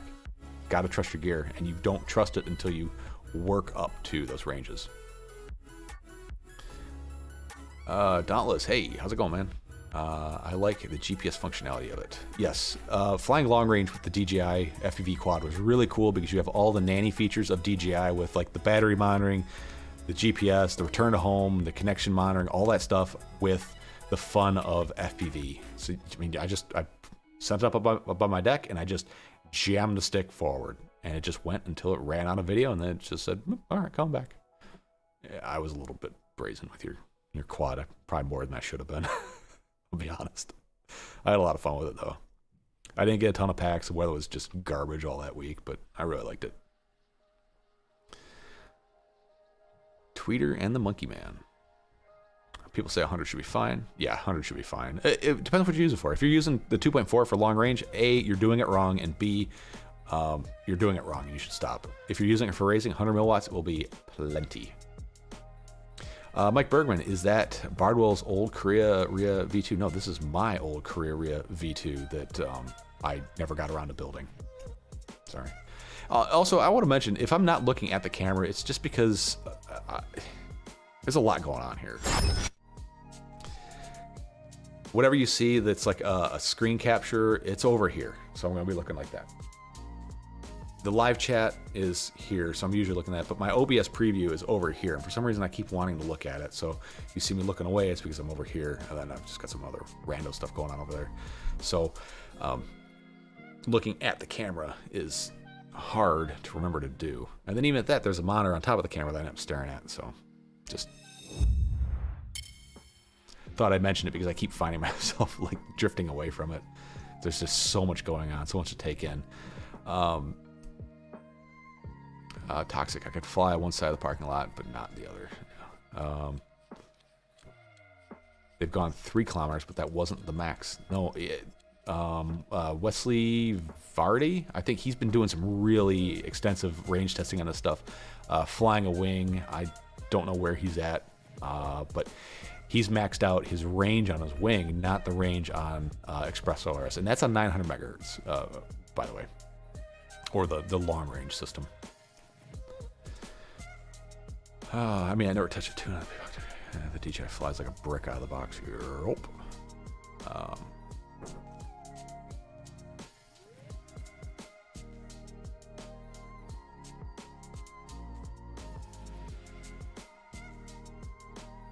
Yeah, the augmented reality of the DJI system, like where it puts your home point. And Toxic, I don't know if you've flown around with other aircraft, like real aircraft in the area. There was a helicopter flying over top of me, and it said warning aircraft in the area, or it said caution aircraft in the area. When it got closer, it went in red, said aircraft in the area, something descend, avoid, whatever. I mean, I wasn't in its flight path, but it was close enough. So it has that ADS-B in functionality, which is awesome. It is a super good feature for increasing your situational awareness of what's going on around you. I really like that aspect of it.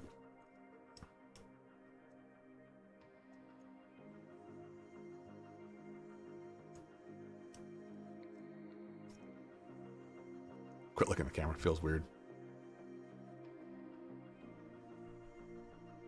Yeah, it feels weird to me too.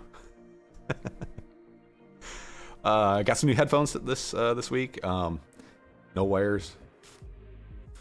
Got sick of. I was using some Bose. I really liked them. They sound good, but to do those Bluetooth, there's so much latency in the audio. Like I listen to my side tone, so what I'm saying in here, I hear it through my headset. It's just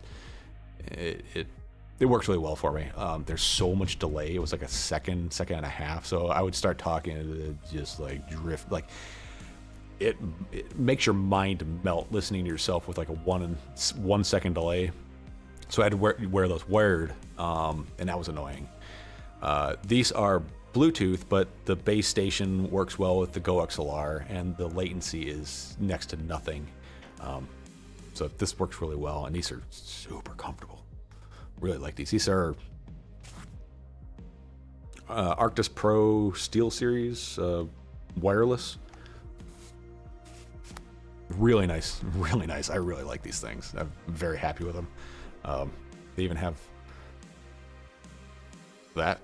Not that I'll ever use it, but it's there. Sorry, just getting off topic. I was questioning whether going with the white or the black. I think the black would have been a better choice, but I do like the white. I think black would have been better, though. Robert Andrews looking to get into 3D printing. Suggestions. Yes, everybody, what is my suggestion for your 3D printer? Somebody else's. Find a buddy, find a friend that has a 3D printer, kick them a couple bucks, and let them print your stuff. If you don't have a friend or you want to become that friend, okay, I take a ton of shit.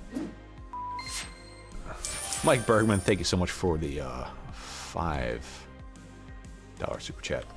Add you to the wheel. That's 3 for Mike Bergman. Wow. All right. Who was that question? Robert. All right. So I take a ton of shit for this as a suggestion. If you want to get into 3D printing and you just want to get going and you don't want to screw around with it, buy a Prusa Mark III.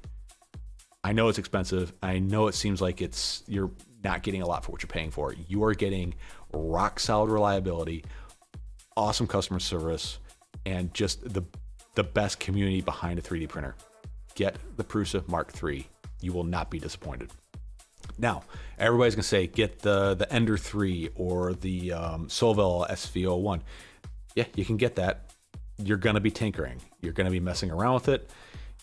I mean, Prusa has the slicer, which is the thing that takes your designs and it makes it so the printer can read it. It has profile set up. Like you click what it is, click the printer, click what kind of material, and then you save it to an SD card and you're good. Like there's no messing around. There's always room for improvement, just like buying a bind and fly quad where there's always room for improvement on a tune. But you're not going to be messing around with it. If you want to get into 3D printing and get printing, buy a Prusa. No one who's ever owned one will disagree. All the people who disagree are people who just don't know. Prusa are the original developers. All the cool features you see on all the other 3D printers, those are the guys who designed that shit. They are the originals. Everybody else is a clone. I'm almost 100% sure I'm right on that one. They develop all the new stuff for the Marlin firmware. That's the program that runs on there. It's going to do extremely well with TPU. Like, all right, so if you're not going to go with a Prusa, here are the things to look for. Look for a removable build platform. That's the thing the printer prints on, so you can take it off and pop the prints off of it. Look for a direct drive extruder, because you're in this hobby, you're going to want to print TPU, that soft rubbery material, this stuff here. TPU, you're going to want to print that. Direct drive extruder is better for printing TPU than a Bowden. Bowden has a gear drive that pushes the filament through a tube down to the hot end, which melts it.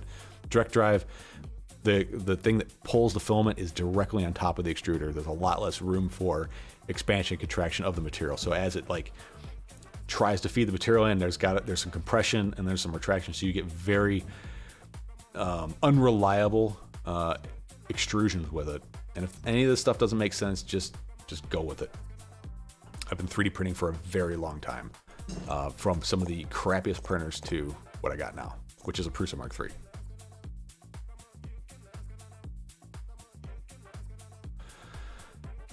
So, it's a lot of money, but it'll get you going. Ender 3 is a great printer. Yep. But you're gonna end up putting money and tinkering with it. If you just want to get going, do the Prusa. All right. Yeah, at that point, when you're talking like the $300, $400 range, the Ender, the Sidewinder, the Soville, they're all great printers. They're all going to be basically kind of in the same ballpark, but try to look for those features that set them apart, like the removable build platform and the direct drive extruder. That'll get you most of the way to where you want to be. And then the other big thing you want to do is put it in an enclosure. That is probably the best thing you can do to improve your print quality, is put your printer in an enclosure. All the stray wind currents, air currents, they will screw up your print more than anything else. Even a cheap like photography tent, put it over top of it. I've seen people put plastic trash bags over the printer. Makes a huge difference. Look for IKEA lac enclosures. It's like a cheap $9 IKEA table. People make enclosures out of them. That's what that enclosure is made out of. There, it's all little end tables with some plexiglass on it. Dauntless wanted to get 900 for wings, but I'm not going to go farther than 5 miles. So I'm going 2.4, small, cheaper RXs. Yep, and less chance of interference from other people.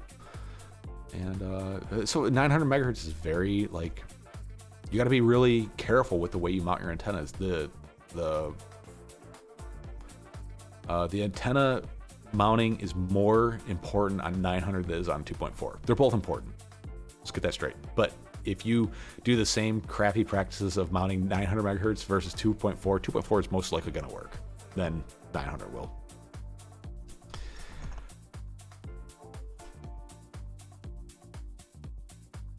Robert Andrews, thank you. Don't want to mess around. No time. Get the Prusa. Prusa also sells one in a kit that'll take you an afternoon to build, and then they have one that's pre-built, been tested, calibrated, and ready to rock. You literally pull it out of the box, put it on the table, plug it in, put filament on it, and you go. That is the fastest way to get into it. Also, you're going to need an SD card reader. It uses full-size SD cards like this, not the micro, like what go into this end. Also, a big thing that Prusa has, and I may be getting into the weeds, so sorry if you guys tune out. I really hope you don't. Please like, subscribe, tweetfb.com. This is going to go down a weird rabbit hole. So there's a thing called Octoprint. It's a Raspberry Pi that's on your home network that you can send files, the sliced files, and monitor your printer from any computer on your network and even outside your network. The Prusa mainboard has provisions for directly mounting a Raspberry Pi Zero to it to control the printer and to send files over to, so you're not doing this SD card game where you're walking back and forth to your printer. The Pi Zero is very, very underpowered, but it works, and it works just fine. That's another huge feature of Prusa that I don't think a lot of people realize. Like, that printer has a Raspberry Pi built into it, and you don't see it. It is literally pinned onto the backside of the mainboard. Kind of a cool feature. Octoprint is amazing. Blaze 3D RC. He knows what he's talking about. He knows what I'm talking about. Yeah, Artillery X1 is direct drive, minimal setup out of the box. Yep. The Prusa is a lot of setup out of the box. A lot of assembly out of the box if you're buying the kit. The cheaper printers, like the $300-$400 Chinese clone printers, they're usually like pull them out of the box, couple connectors, couple screws, you're good to go. The Prusa is nice because it accounts for poor build quality. So a lot of 3D printing issues are usually from having the gantry or the frame not being perfectly square. The Prusa has datum points built into the hotbed when it runs its calibration process. It finds the center of those points, and based off of all those points, it knows how skewed the frame is and how unlevel the gantry is, and it compensates for all that in the firmware. It's kind of cool.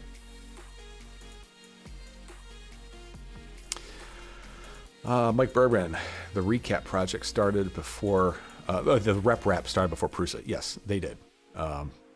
Prusa found a way to monetize the rep wrap style, but they are the biggest contributors into the rep wrap project and the Marlin firmware at this point.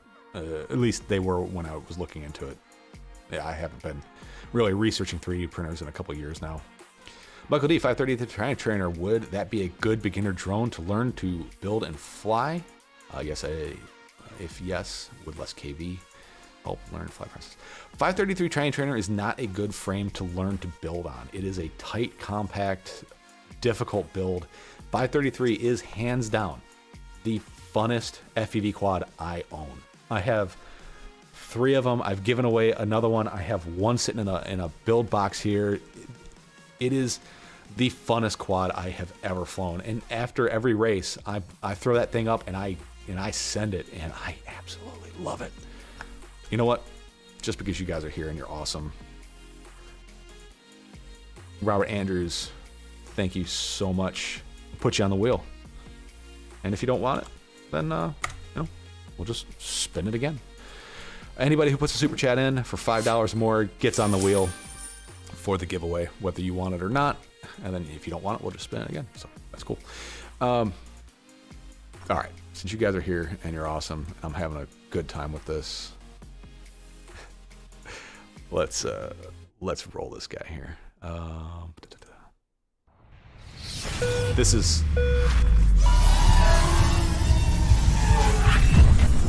is coming up, one of my video releases here next week, so if it's too loud, let me know.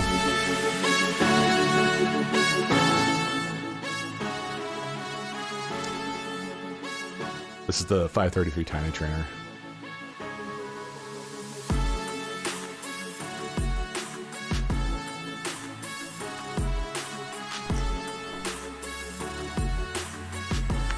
Hell, if I showed you what the hell is going on. God, I'm terrible at this. No, we haven't spun yet.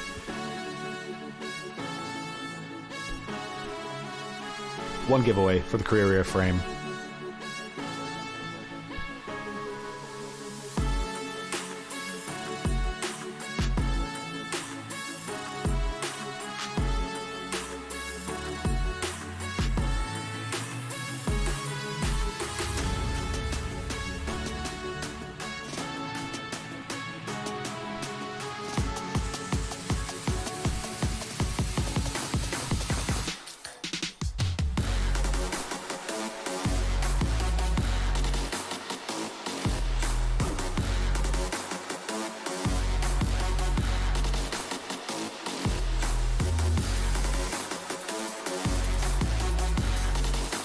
Yeah, go to. So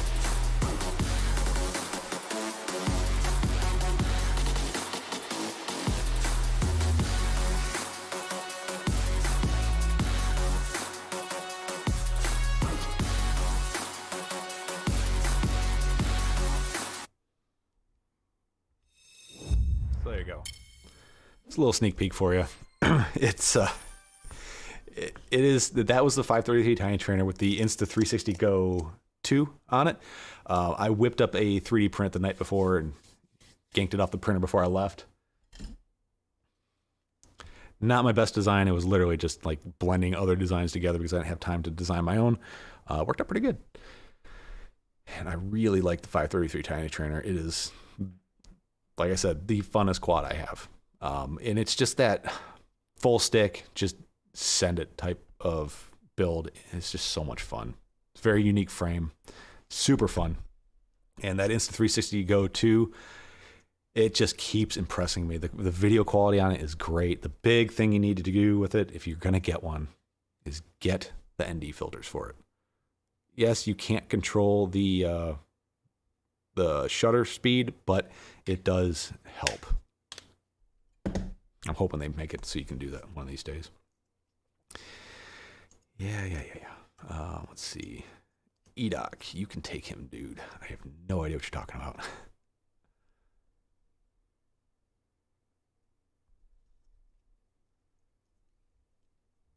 Yeah, Edoc, all right, it's not a terrible build. It's just a cramped build. I would say for the first time builder, building a 5-inch is actually pretty easy. It's a decent way to go if you're wanting a 5-inch build. Otherwise, I'd probably say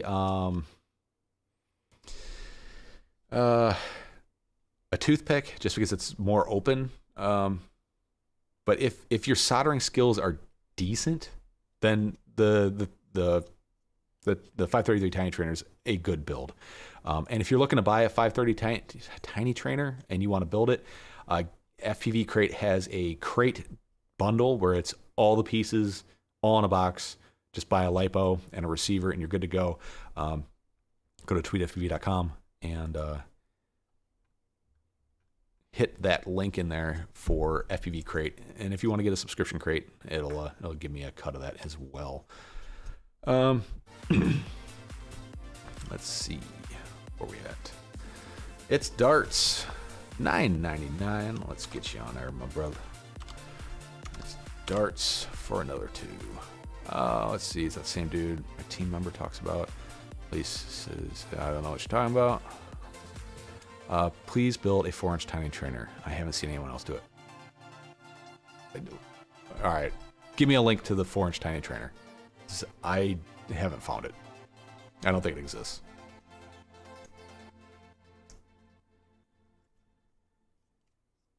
My go-to suffers from terrible jello.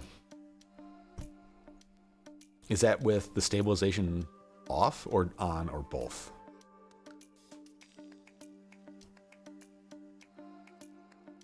Oh, you're talking about the wee weeds. Oh, okay, cool. Oh, yeah, iGow 2 just finally finished this weekend. I can't believe it was still going. Skittles FPV, he contacted me, said, hey, you gonna do iGow 3? We're gonna start in July. I'm like, holy shit, just going right into it. And he wanted to know if I'd sponsor it. And obviously, of course, I'll be a sponsor for the iGow series. Why wouldn't I? As far as competing in it, I'm gonna try. But this summer is gonna be chock full of just stupid busyness for me. Moving the family, it's I don't know how long I'll be able to play, but I'll give it a shot. It's going to be a stretch. This summer's going to be pretty rough. Let's see. We streamed on YouTube and Twitch tonight. Awesome, man. Mike Bergman not winning today. Make me a mod. Oh, sorry. There you go. Mike Bergman. You a moderator now.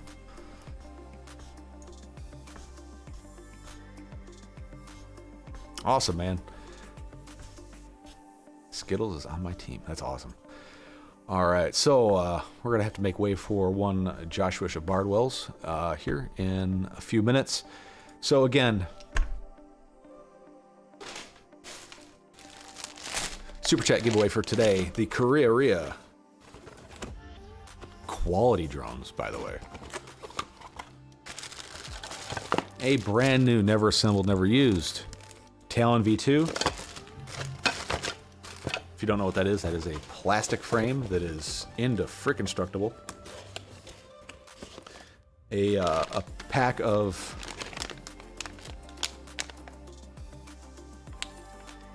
gently used T-Motor 5150s and a large FPV Crate t-shirt. I have no idea what's on this.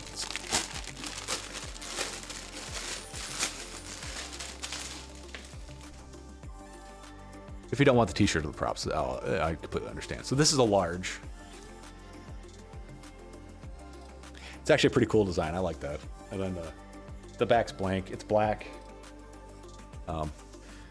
Very heavy t-shirt. It's very thick. And I found the materials they're using for their t-shirts are actually pretty darn good. I used to get a extra large for them. And the extra larges were pretty small extra larges. So, Edward Ashley on the board. Thank you, my friend. That's what you're getting there. So, if you don't want the t-shirt, that's fine. I understand. The large, I assume it's going to fit like a large medium. If how the extra large fits is the same. I've also got quite a few COVID pounds I still haven't gotten rid of. Well, I got rid of them, but they came right back. If the winner doesn't want the t-shirt, let me know. Yeah, all right, Toxic. I'll let you know. How big a move? Move from lower Alabama to Chicago. So, pretty big move.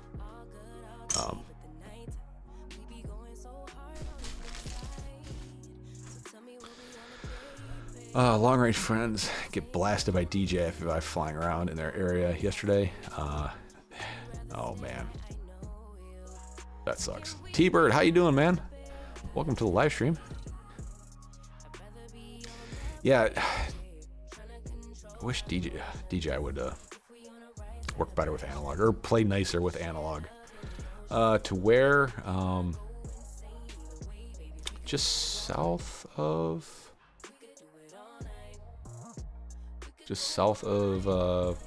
downtown Chicago. She's going to the University of Chicago booth this summer. So, yeah, FFV crate's out of stock. Everything's out of stock. All right, guys, if you want to get anything in this hobby and you have the opportunity to back order, just do it because you're never going to get anything. Everything is getting hard to get a hold of. If you're trying to build a quad or you're contemplating building a quad soon and the parts you want are in stock, get them now. Things are going to get worse, way worse before they get better. I think like the Tiny Trainer kit, yeah, it was back ordered when I bought it. I paid for it. I got it like a month later. You're gonna have to back order everything in this hobby soon. If you can find the parts you want, get them now. I got a feeling these subscription crates, they may take a hit pretty soon. I know parts are getting really hard to come by, especially in large quantities. So things are gonna get bad. Things are gonna get a lot worse than they are now. Back order or pre-order anything you can if you actually want to get it. The real trick is which retailer do you go to hopefully get it sooner. I know it's not what you want to hear, Michael, but that's what you're gonna have to do. No, I am not moving to Chicago.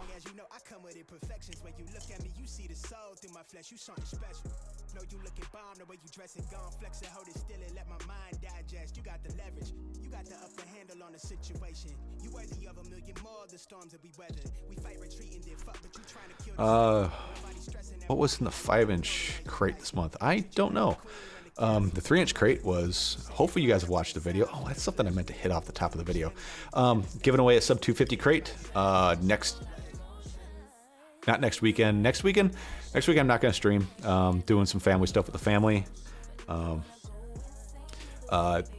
In this month's sub 250 crate was the QAV S Mini 4-inch frame. It's a lot like the one from the month prior, but this is a dead-ish cat configuration. If you haven't gotten in on the entry for that, there's only 34 people entered, so I'm assuming you didn't. Go back to my channel, like, subscribe, make a comment, and click the link in the video description to get entered to that. I will be giving that away on the 22nd. Yeah, 22nd. So get on there, and then for the 4-inch long range, Patreon, go to patreon.com, sign up. I have 17 people entered right now. That will be drawn on the 29th, provided nothing weird happens.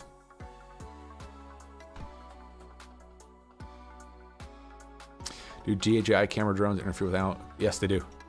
Yes, they do.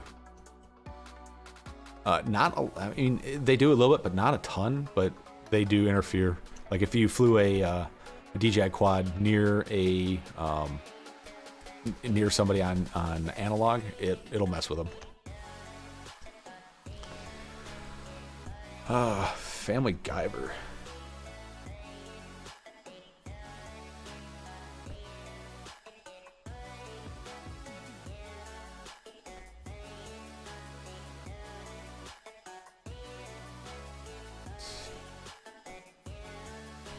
Family Guyver. So what if I break my current rig, buy a whole new one now instead of an arm?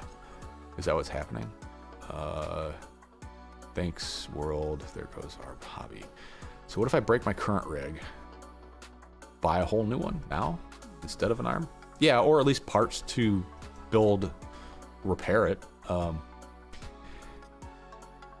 Yeah. So the only experience I have with the interference is there was I think it was a matrice flying around us, and it was causing, it doesn't like make your video go out, but you have these weird white horizontal bars that will kind of scroll your video, and that's what we've experienced. Dauntless, what do you mean? Everything is going to be out of stock. Yeah, the parts supply are going to dry up soon. things that are going to be in stock are going to be the things that they haven't been able to move. I mean, production is going to reduce because of this global chip shortage. Demand for chips for other sectors of the world are definitely going to take priority over what we do.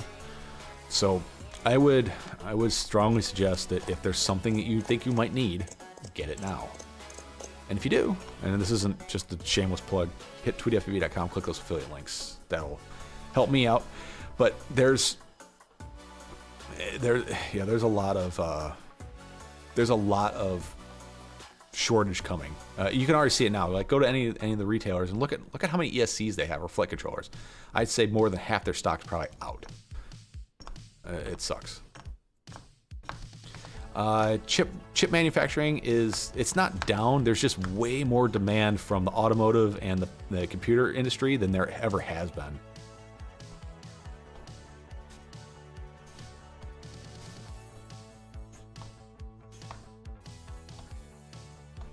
All right, guys, it is 11:55. Here's your last chance to get on the super chat wheel for the career rare frame, t-shirt, and some props. $5 super chat. Hit it up now. Take a look at that list. Make sure your name's on there.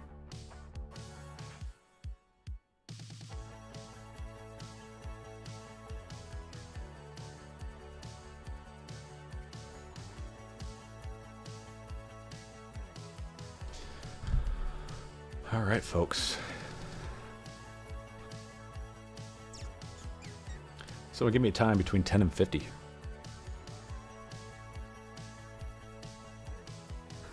Yeah, Dallas, just look up global chip supply. Like, the auto manufacturers are having a hard time producing vehicles for this model year because they can't get the microprocessors that they need for the control modules that are in there. And, you know, I would assume we are basically on the bottom rung of priority. Mike Bergman, 11. All right, 11 it is. All right, folks. We're going to spin this sucker right now. 5, 4, 3, 2. Oh, hang on. We got some spaces we got to take care of.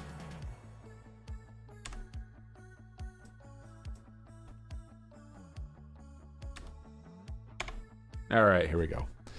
Let's shuffle this guy.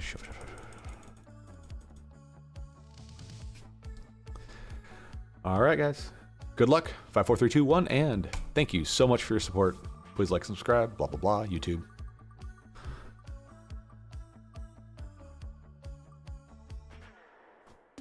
Toxic FPV, congratulations. You're the winner today. Thank you so much, everybody, for playing.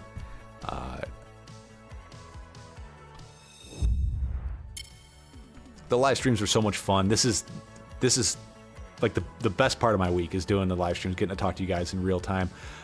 Head over to Discord if you want to continue the fun throughout the week. If you have questions, comments, suggestions, whatever, head on over there. I want to try doing more like video chatting over there. I've been doing it a little more this week, especially for helping people troubleshoot their gear. Been doing some video chats. It works out really well. It's super low lift on my end as long as I'm at home and around the computer. While I'm out mobile, it's a little bit more difficult. But anyways, congratulations, Toxic. Thank you all for entering. And if you guys aren't going to go out and go flying after this, make sure you stick around for Joshua Bardwell. You are going to learn something today, I'm sure, over there. And give you guys a couple minutes to go to the bathroom, get something to eat.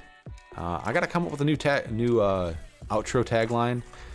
And I've been doing stay safe. That seems kind of weird. I came up with something this morning when I was getting a cup of coffee, and I forgot what it is.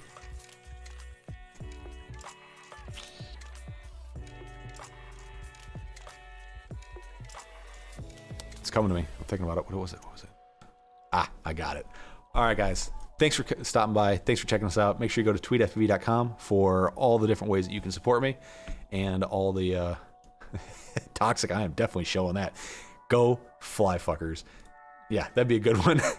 I don't think YouTube algorithm will like that. I'll stay safe. It was a good one. All right, folks. To homie, thanks for showing up. We'll see you later. And everybody, stay positive.